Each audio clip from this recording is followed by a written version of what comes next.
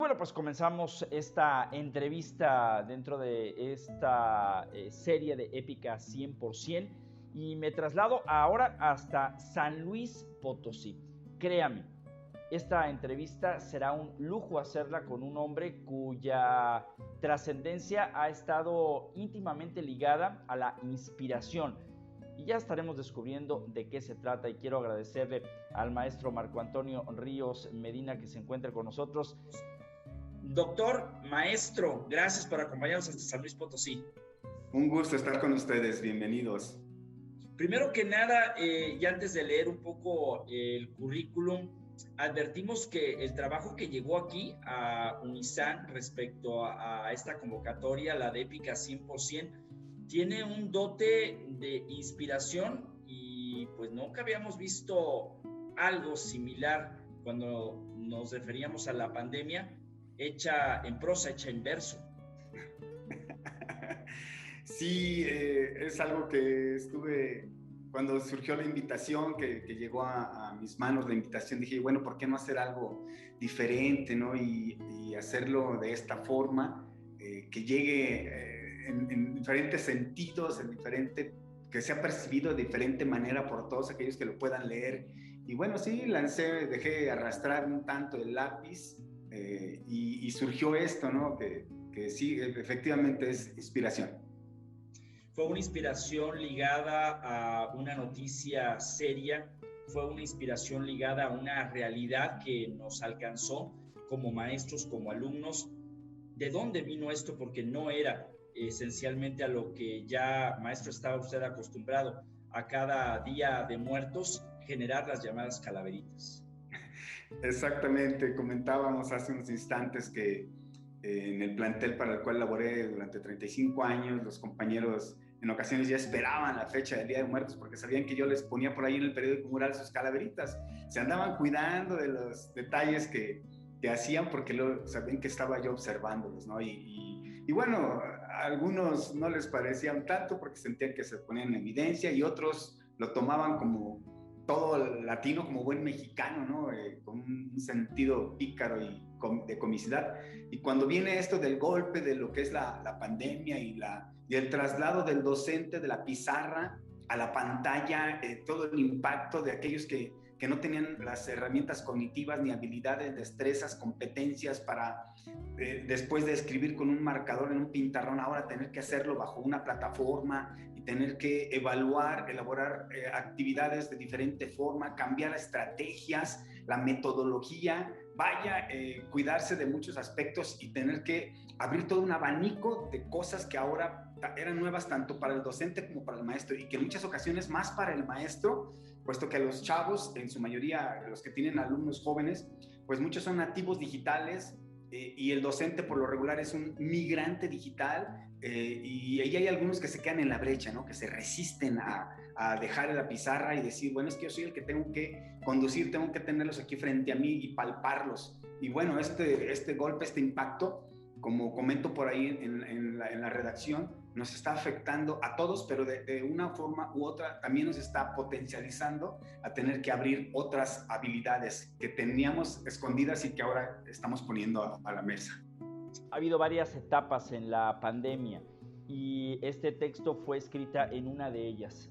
Podemos dar por concluido que esto es precisamente lo que se abordó en la inspiración de lo que significa y significará la pandemia en estos dos héroes, los maestros.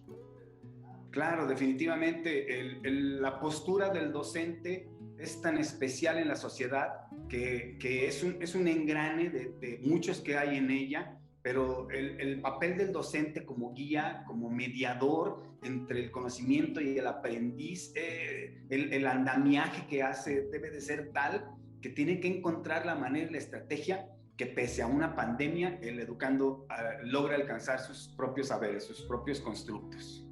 Voy al tema de la inspiración, aquellas calaveritas que hacía. Esto es una calaverita para los maestros análogos y es el nacimiento de los maestros digitales.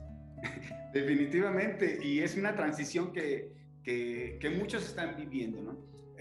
Algunos docentes de manera paralela a estar en un sistema presencial lo hacían también en línea como un servidor con Universidad Santander. Sin embargo, algunos otros estaban encasillados únicamente en un tradicionalismo, en un conductismo dentro del aula, y ahora con esto pues han tenido que abrirse a otras posibilidades, ¿no? A otras estrategias, a otras modalidades y mudarse a lo que son las plataformas en la tecnología de la información y la comunicación. Veo en el currículum, entre otras cosas, que es profesor, instructor del área de electricidad, y cuando pasaré a compartir el texto, sí, como corriente eléctrica pasa en el tema de los sentimientos que se escriben y se transmiten al mismo tiempo. Está en el Centro de Capacitación para el Trabajo Industrial número 98, allá en Ciudad Valles, en San Luis Potosí.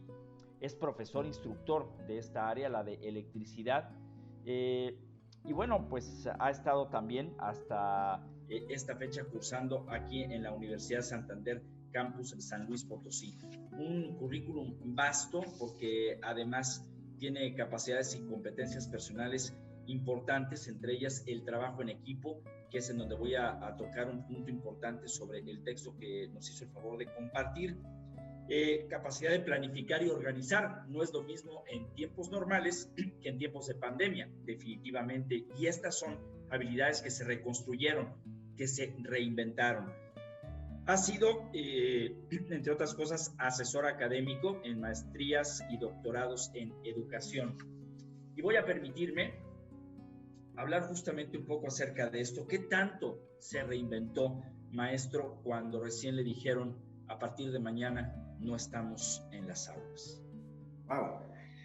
Bueno, una corrección, ya no estoy en el CECATI 98, como lo comentó. Ahí fue donde inicié como docente, terminé en el CECATI 27, en esta ciudad de capital de San Luis Potosí. Ya. Pero son escuelas hermanas, vaya. Y volviendo un poquito a la pregunta, ¿qué sentí cuando me dijeron que dejábamos la pizarra para pasar a la pantalla? Esa fue la pregunta. Porque fue prácticamente de un día para otro. Claro, claro que sí. Bueno, de entrada, yo ya había manejado algunas capacitaciones, ya había sido tanto participante como docente en línea, entonces ya había tenido una experiencia como tal. Entonces, a un servidor no le fue tan impactante, pero sí, de repente, el 100% del tiempo que estabas frente a la pizarra, ahora frente a una computadora, desde luego que es un tanto distinto, ¿no? Recuerdo haber ido a cursos en donde nos decían, el docente tiene que tener una movilidad, tiene que tener un contacto con el alumno. Aquí en México, ponerle la mano en el hombro. Claro, en otros países eso resulta un tanto peligroso, pero aquí en México nos dicen, dale la palmadita al muchacho, paséate entre los pasillos, ten movilidad, tu dicción, tu mímica, vaya, es toda una puesta en escena. Y de repente tener que estar fijo, como en este momento, frente a una cámara de un equipo de cómputo, y en donde algunos han hecho un pequeño set en sus casas, han puesto su pizarra, han puesto sus marcadores, sus materiales didácticos, y bueno, a quien lo agarró desprevenido, definitivamente es un golpe bajo. Si no tenías materiales didácticos que proyectabas mediante el uso de un cañón, digitales, híjole, entonces te tocó picar piedra desde abajo. Si ya tenías bastante material que compartías a través de correos con tus alumnos o plataformas sencillas en donde hacías grupos para subir información, lecturas, videos, o te gustaba compartir links de YouTube o cosas así, creo que fue enrolando poco a poco, pero el que definitivamente era muy conservador, su forma de trabajar, su metodología, muy plano, muy conductista, muy tradicionalista, seguramente sufrió al inicio, sufre y va a seguir sufriendo, porque creo que la pandemia llegó y se va a quedar por mucho tiempo. Y algunas instituciones, de hecho, se están dando cuenta de que la modalidad en línea tiene otras virtudes. Y lo he comentado en algunos seminarios. Hay personas, se deben de tener ciertas competencias tanto para ser docente como para ser participante en un curso en línea. Y varias de esas competencias son simplemente la autorregulación, la administración, la lectura, el análisis, la interiorización de ideas, la redacción. Si no tienes todo esto, va a ser muy complicado. Si estás acostumbrado a simplemente abrir un cono en tu cabeza pensando que el docente va a llegar y va a vertir los conocimientos en él, como en la educación bancaria que se pensaba que metías el dinero al banco para que se multiplicara solo, creo que no va a funcionar. Ahora con el constructivismo o constructivismo social de Vygotsky, es el mismo joven, el mismo participante el que tiene que hacer la búsqueda de sus constructos. Si no lo hace así, definitivamente el sistema en línea quizá no sea para todas esas personas. Maestro Marco Antonio, usted se reinventó, es decir, alcanzó el tiempo, aunque ya tenía el conocimiento previo, alcanzó el tiempo para lograr una reconstrucción de la academia ahora que ya manejamos en línea, o fue un proceso en donde 24 horas no alcanzaba? Definitivamente como impacto fue tremendo. Hay algunas cosas que varían. Por ejemplo, algunas instituciones, pues yo uso Classroom, yo uso Edmodo, yo uso esto. Entonces, conocerlas en su totalidad es algo tremendo, ¿no? Estoy participando para otra universidad por allá por Chetumal y usan otra plataforma y apenas la estoy conociendo, la estoy integrando, estoy estudiándola, porque pues habemos docentes en todo el país que trabajamos para esa universidad, al igual que en la Universidad Santander, y no hay el tiempo, ni la forma, ni los modos, ni los medios, ni la posibilidad de reunirnos por la pandemia para que alguien en una pizarra nos indique, miren, aquí van a darle clic para esto, este apartado es para esto. Entonces, casi nos dicen, ahí está la plataforma, estúdiale, ¿no? Te voy a dar acceso y empieza a estudiarla. Entonces, sí tenía el manejo de la computadora, el manejo de softwares básicos, el manejo de redes sociales, el manejo de lo que es el internet, algunos buscadores, motores buscadores, pero particularidades de las plataformas, ahí creo que está lo complicado. En dónde subir las actividades, en dónde vaciar calificaciones, en dónde mandar mensajes a determinado alumno o a todo el grupo. Creo que eso es lo complicado. De ahí en fuera, lo demás, al menos a un servidor, no me espantó tanto, pero sí hay quienes, conozco maestros que dijeron, no, yo ya me voy a jubilar, yo me retiro, adiós a esto no es para mí, yo soy de gis y pizarrón. Entonces, algunos están pensando ya en eso, ¿no? De hecho, este proyecto tiene también un nombre, Épica 100%, una lid de guerreros docentes, los que están en estos momentos en la constante lucha y batalla, y los otros, los que ya la han ganado a través también de un reconocimiento que los alumnos han hecho a los maestros. Es decir, se volvió a poner en uno de los puntos más altos la imagen del maestro a como estábamos acostumbrados a verlos o ser maestros dentro de un aula. Claro, definitivamente. Ahorita la balanza está entre eso, ¿no? O estás de aquel lado de la brecha digital o estás de este lado. O estás con los que estamos utilizando TICs o estás esperando a que se acabe la pandemia y te vuelvan a regresar a tu aula frente a los muchachos. Aquí lo interesante está en que el docente tiene que aprovechar todas y cada una de las herramientas que le brinde la tecnología, la sociedad, la vida en sí. Recuerdo que en alguna ocasión fui a un curso sobre elaboración de materiales didácticos y el docente sacó una cajita y nos repartió a todos objetos. A mí me tocó un lapicero y dice, usted va a preparar una clase de 5 minutos de electricidad, porque yo trabajé en el sistema eléctrico, como usted lo comentó, dice, y con este va a ser su material didáctico, piénsele. Y estamos así, dije, bueno, pero ¿qué puede servir un lapicero? Y bueno, el lapicero está hecho de plástico y el plástico está hecho derivado del petróleo y con eso se hacen los forros de los conductores que son aislantes. Y bueno, pues ahí empecé a sacar una teoría sobre lo que era una aplicación del plástico en un lapicero y que era el mismo que se usaba en los forros de los conductores de manera flexible, ¿no? Pero nos decía, cualquier cosa, cualquier objeto, sabiéndolo manejar, tú lo puedes utilizar como un material didáctico. Y entonces ahora los materiales didácticos ya no son en especie o tridimensionales como los estábamos manejando anteriormente, ahora son en estos equipos.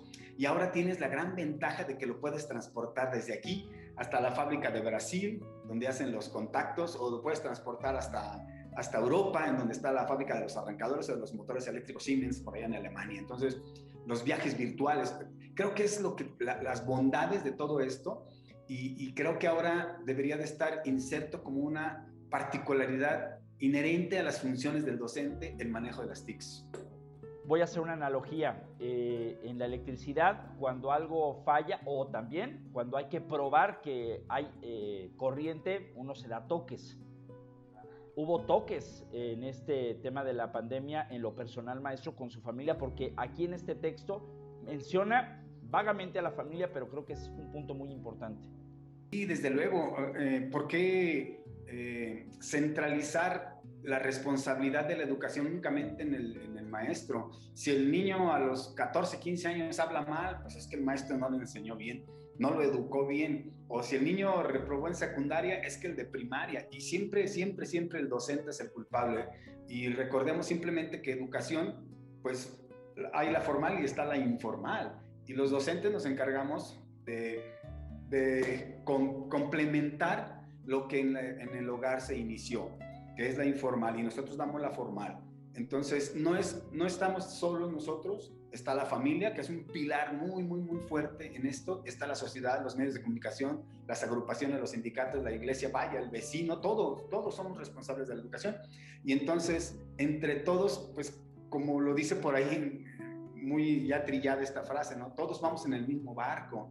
Y si nos dejamos de mover el remo, pues nos vamos a empezar a hundir, ¿no? Entonces, no vamos a avanzar, tenemos que participar todos y cada uno de nosotros. Voy a permitirme a continuación leer para todos ustedes esto que pues, nos ha dejado impactados y que forma parte ya de este legado que para la historia se generará en un documento digital y por supuesto impreso, porque así tiene que ser Épica 100%. Analizando la totalidad de competencias que un servidor ha desarrollado, debí evaluarme en todas ellas y determinar si estaba preparado. Cerró un ISAM presencial como institución educativa por culpa de un llamado virus o pandemia, lo informó hace días la parte directiva, aunque más de uno en ella no creía. Entra a la plataforma en la computadora que, a partir de hoy, en ella trabajarás. Tendrás que hacer una parte expositora y en otro espacio las tareas evaluarás. No importa si es español, física o química, a los alumnos deberás asesorar. No olvides la planeación didáctica, buena guía para avanzar. Más de un docente estará sufriendo. Ser migrante digital poco ha favorecido. Alguno que otro se estará arrepintiendo. La carrera de profesor, haber elegido. Aprendí computación con MS2, como sistema, pantalla negra y un cursor destellando. Redes, plataformas y correos son el dilema que hoy en día me están abrumando. Profesores se adentraron en el mundo del ciberespacio preparándose en ligas, sitios y monografías, unos veloces y otros muy despacio, desarrollando habilidades, conocimientos y destrezas frente a una cámara de un computador, apoyando con aplicaciones en video. Cada docente se convirtió en moderador usando hojas de cálculo para el promedio. Ahora, si el padre de familia tan noble labor ha valorado, cuidan todo el día a la pandilla y se les nota ya muy alterado. Si frente al pintarrón es complicado, ¿qué hace el docente malhumorado? Pobres de los que desconocen CPU y teclado, doble labor les ha tocado. Pese a la lista en cada sesión, al igual que en clase presencial, veré a cada niño en su sillón, la mamá en la cocina frente al comal. ¡Deja la galleta, Carmelita González! Son malas para la nutrición. Estás en la lección y no en las calles. Necesito de toda su atención. Nos adentraremos en el ciberespacio o en algún canal de televisión. Iremos poco a poco y despacio, y no como curso intensivo. Dejamos pintarrón y marcadores para tomar el cursor y el teclado. Nos peinaremos frente a los monitores y hacer nuestro trabajo destacado. Jóvenes profesores son nativos digitales. A los veteranos nos llaman migrantes. Impartiremos matemáticas, español y sociales, sin importar si es lunes, viernes o martes. 2020-2021, ciclo muy particular, donde aprenderán maestros y estudiantes, los primeros a las tecnologías manipular. Los segundos, empeño, dedicación y presentes estar. Si cada quien hace su cometido, todos resultaremos beneficiados. Los maestros habrán cumplido, propiciar saberes construidos. Marco Antonio Ríos Medina, Tamaulipas, México. Bueno, pues ya tuvimos la oportunidad de leer y al mismo tiempo escuchar, pero además sentir cómo de manera poética se puede entender un poco la transición de esta pandemia. Y la pregunta que siempre he hecho, y la hago con todo respeto, pero también tocando esa fibra, sobre todo de usted, maestro, que tiene esta inspiración en la sangre. ¿Los maestros son héroes dentro de esta tragicomedia que representa una pandemia?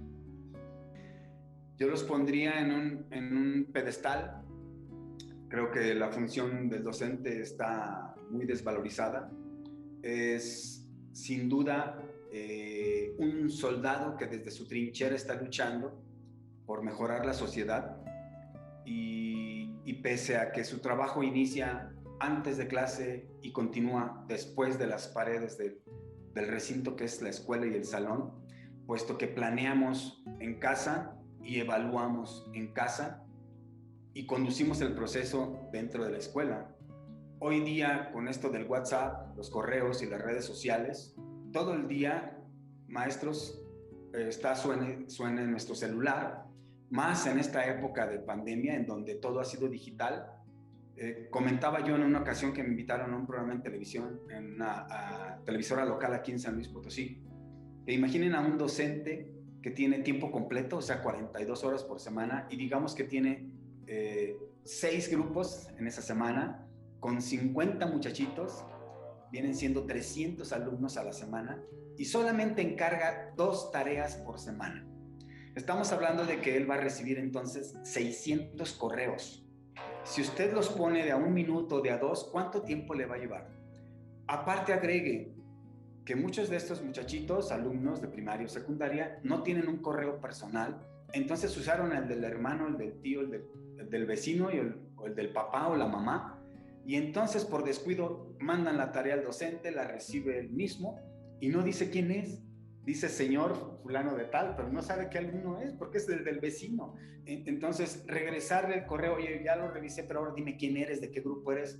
Imagínense el docente que tiene 5 horas en una secundaria, 7 en otra y 4 en otra, es mucho más complicado.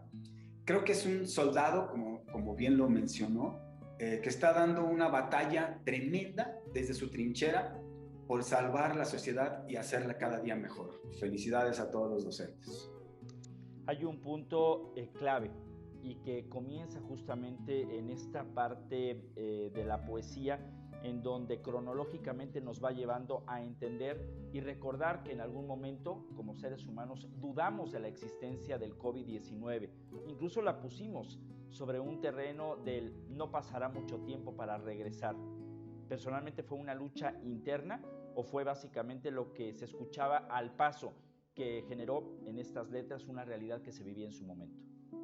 Escuché de todo en la vida, con vecinos, con amigos, con compañeros de trabajo, con la familia, y al menos aquí en casa, con mi pareja, con mi esposa, lo debatimos en más de una ocasión y dijimos, bueno, el virus existe, la pandemia está, pero la psicosis y el temor va a depender de nosotros, ¿no? Nunca quisimos entrar en pánico. Creemos que mucho dependía del cuidado que tuviera cada quien, de tener un buen sistema inmunológico, y no se iba a mejorar de hoy a mañana. El sistema inmunológico de cada persona va a estar tan bien como lo hayas cuidado los años anteriores. Si todos esos años estuviste comiendo mal, alimentándote mal, y hoy día eres obeso, tienes hipertensión, y llegó la pandemia, no pudiste decir, bueno, ya para mañana ya voy a dejar de ser obeso y ya no voy a ser hipertenso. Entonces estás pagando una factura de todos los años que te alimentaste mal, que no te cuidaste, que no hacías mantenimiento a tu organismo, que solamente ibas al doctor cuando te enfermabas, y por qué no hacer algo de prevención. Creo yo que sí, pero no entré en pánico. Sí es una lucha interna, el soportar la presión de redes sociales y de mensajes y de correos hablando sobre los efectos dañinos o sobre los peligros, pero manteniendo la cordura, pisando fuerte y lentamente, viendo el terreno, cuidándose. Bueno, pues aquí estamos, ¿no? Afortunadamente. Sería una tristeza que ya a punto de llegar las vacunas enfermáramos. Estamos ante quizá justamente la llegada de las vacunas ya para la sociedad en general y poder librar de alguna manera este paso, pero en la parte educativa avanzamos, retrocedimos, nos estancamos, porque aun y cuando aprendimos de esta brecha digital y la pusimos en marcha, hay muchas voces que aseguran que fue un tiempo perdido. Creo yo que en muchas áreas no debió haber afectado mucho, como son las áreas de humanidades, sociales, pero en lo que son las áreas de tecnologías es un tanto complicado. En la Universidad Santander tengo alumnos de la Universidad de Yucatán, Autónoma de Yucatán, y son docentes de odontología. Y dicen que es complicado tener un seminario en donde tienes que explicar a un alumno cómo hacer una incisión en el molar superior derecho. Si nosotros pudiéramos hacerlo, hay simuladores digitales y demás, pero no hay como primero lo hago yo docente y tú me observas y el siguiente paciente lo vas a hacer tú, yo te observo. Entonces sí hay algunas áreas muy complicadas, ¿no? El mecánico, el electricista, el electrónico, el soldador, ¿cómo aprendes a manejar un torno si estás estudiando maquinados? Si en tu casa no lo tienes, por muy digital que lo tengas en tu pantalla, no va a ser lo mismo a tenerlo en presencia. Entonces hay algunas áreas que, hágate cuenta que hay carros viejitos que iba a meter la tercera y se le trababa, ¿no? Y al final de cuentas entraba y ahí vamos avanzando, ¿no? Algo así a mí se me figura, ¿no? Lo importante en todo esto es no dejar de luchar, no dejar de ser persistentes y no perder la mira, ¿no? En el objetivo que se tiene. Hay un párrafo hacia el final de esta intervención en donde los jóvenes profesores son nativos digitales, mientras que los más veteranos, por así decirlo, son migrantes digitales. Los dos van caminando o unos van muy adelantados que otros. ¿Qué percepción hay detrás de todo esto? Sí hubo un momento en el que hubo una convergencia, hubo una ayuda, hubo un intercambio de experiencias a través de esta oportunidad que dio también la pandemia. Sí, definitivamente. Le digo, como comenté hace unos instantes, hay algunos muy conservadores que se niegan, ¿no? Y ellos son del libro en mano y el marcador y el pizarrón y el pintarrón. Pero definitivamente hay jóvenes docentes. Yo conocí a unos muy jóvenes. Yo usé mucho el cañón. Bueno, lo sigo usando cuando se podía, hasta hace un año, en marzo. Usaba mucho el cañón y las diapositivas, videos y demás. Pero en un curso me tocó ver a un alumno que desde su iPhone, ya me aventó un comercial, controlaba otro aparatito para de ahí controlar el cañón y entonces hacía maravillas, ¿no? Y entonces yo sí me acerqué a él humildemente, le dije, oye, muéstrame qué es lo que estás haciendo porque está muy interesante. Me desanimó un tanto cuando me dijo el precio del celular, ¿verdad? Entonces, porque son caros los de la manzanita, pero muy interesante. Entonces, hay quienes están avanzando a gatas, otros van caminando, otros van trotando, otros van corriendo, otros van en motocicleta. Y creo que esto es bueno porque tenemos mucho que aprender de los jóvenes, de los nativos digitales. Vaya, yo recuerdo cuando hace más de 20 años, para tener comunicación con una persona a larga distancia a través de internet, se ingresaba a unas salas de chat y empezabas a buscarla, se decían un apodo, la encontrabas y decías, bueno, ahora vamos a una sala privada y aparentemente ya nada más era para estas dos personas. Hoy día agarras el celular, le mandas un WhatsApp y contestas a la hora que quieras. Esto ha avanzado mucho y hay quienes se rehusaban, por ejemplo, a usar un grupo de WhatsApp. No, ¿para qué? Yo nada más el teléfono como que sirva para hablar. Y hoy día se han dado cuenta que es una ventaja porque puedes enviar la fotografía de tu receta al doctor, pues mil cosas, ¿no? Y definitivamente todo esto, lo que comentaba hace unos instantes, lo debe de aprovechar el docente. Si el celular te sirve para la clase, utilízalo. O sea, estoy de acuerdo en que no lo vas a usar para estar en el Facebook en ese momento, pero si se te sirve para como un apoyo que va a mejorar tu proceso educativo, adelante, lo que venga está bien, es bienvenido, vaya. Es decir, que entonces sí hay la certeza de que la educación se reinventó en el camino de la pandemia. Desde luego, definitivamente, dio un vuelco tremendo y los docentes estamos haciendo todo un movimiento revolucionario por estar a la par y estar en empatía con lo que demande la sociedad. Y en este caso, pues es un golpe bajo que dio la pandemia. Bueno, pues hay que estar a la altura de ello, ¿no? Y estar preparados para esto. Maestro, ¿qué fue lo que lo motivó? ¿Qué fue lo que lo movió? ¿Qué fue lo que le hizo clic en la cabeza? Ese contacto para poder decir, voy a escribir para Épica 100%. Creo yo que la preocupación del problema en sí, que mucha gente no lo visualizaba como tal, quizá lo minimizaban, y tal vez en cierto momento llegué a ser parte de ellos. Y hasta todavía hace poco alguien nos dijo, y creo que todos lo hemos vivido, que alguien escuchamos que dice, bueno, es que mientras no sean tus amigos, tus familiares y vecinos, no la crees, te la crees hasta que llega alguno de estos personajes.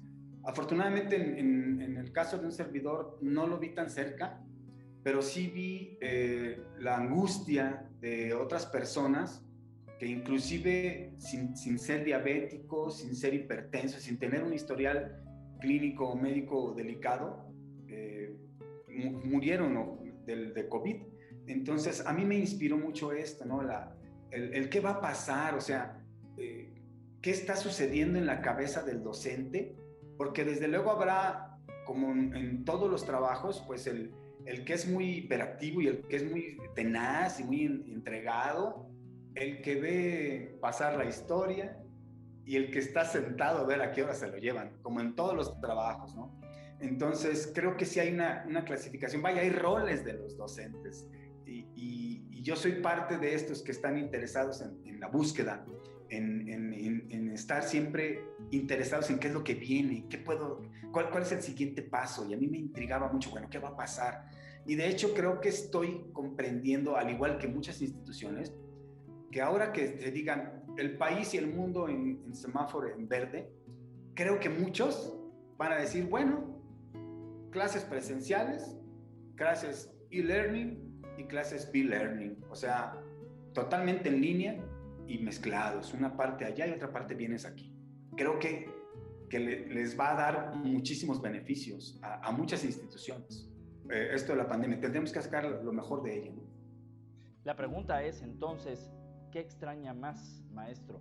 ¿Estar frente a un grupo de alumnos en vivo o tener cientos, quizá miles, en una pantalla? Wow, es complicado. En lo personal, me gusta mucho el contacto con el alumno. Yo trabajé con gente mayores de edad, hasta el más adulto que tuve en una ocasión, 78 años, yo tendría algunos 40 años, y él se preparaba y me decía, es que yo quiero aprender electricidad porque quiero trabajar de esto. Dije yo, ay caray, yo me lo decía para mí, ¿no? Trabajar. Esto fue allá en Ciudad Valles, y me sorprendió mucho que cuando él terminó, como a los 4 meses, lo vi cambiando lámparas en una tienda departamental. Y con orgullo me dijo, conseguí el trabajo, profesor. Esto del roce, de tener a la persona enfrente y verle sus ojos, no a través de una pantalla como en este momento, sino darle la palmadita, saludarlo y estrecharle la mano todos los días, y el intercambio de forma síncrona, creo que no lo deja sentir de igual forma una computadora. Por muy tridimensional que vaya a ser o lo que venga, creo que el contacto físico y el acercamiento social es tremendo. Justo por eso, en Épica 100.100, entre otras cosas, se busca dejar este legado impreso. Claro, habrá ediciones digitales como este mismo documento que seguramente está en su computadora, pero al final del día este legado, como aquellas enciclopedias que utilizábamos, como el Google de hace algunos años, en donde teníamos que incluso buscar por orden alfabético en alguna consulta lo que nos habían dejado los maestros. Hoy también la evolución nos habla que los niños, sí, estos nativos digitales, a través de un dispositivo pueden acceder a millones y millones de links similares a lo de una tarea que en antaño nos hubiera ocupado muchas horas. Hoy me parece que sí, hemos tenido maestros como usted, héroes anónimos, que entre otras cosas han buscado generar a través de estos escritos un homenaje a quienes también con nombre y apellido han llegado hasta las comunidades más difíciles, con problemas incluso de transmisión de internet, se puso también a prueba la capacidad de un país, de las empresas para poder desarrollar esta clase de cuestiones y cómo es que la electricidad y la educación llegó a tener en este trabajo algo que inspiracionalmente nos voltee a ver a los maestros como lo que son verdaderos héroes. Muchísimas gracias, maestro, por esta oportunidad. Un gusto estar con ustedes. Y hay que esperar este documento que en breve saldrá a través de Editorial Unizan, que te acompaña y te inspira en cada momento. A nombre de Adriana García, yo soy Ramiro Escoto. Nos vemos en el próximo, esto que es Épica 100%.